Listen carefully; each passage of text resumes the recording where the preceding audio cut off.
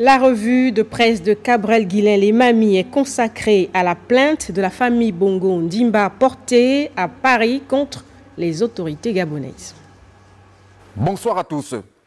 L'ex-famille présidentielle du Gabon a déposé à Paris une plainte fort embarrassante pour la France, mais surtout pour les nouvelles autorités gabonaises.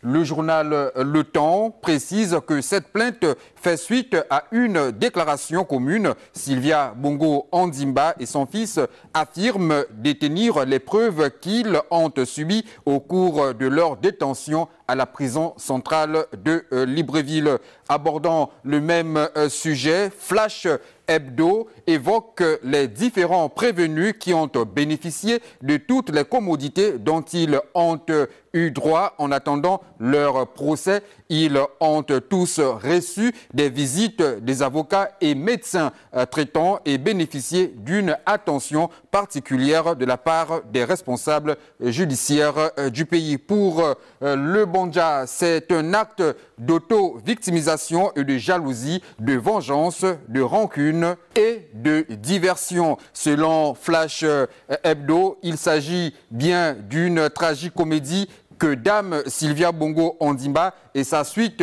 ont entamé depuis leur départ hors du territoire national pour des raisons humanitaires. Si ces trois personnalités étaient passées par une école de théâtre, ils auraient été des redoutables comédiens, souligne le journal Le Banja. Le journal Le Temps souligne quant à lui qu'il ne se fait aucun doute que le moment venu, les autorités françaises feront le choix de la raison. Au moment où son influence en Afrique diminue, il serait malvenu que la France s'implique dans une affaire gabonaise, même si l'affaire a été portée à la justice française.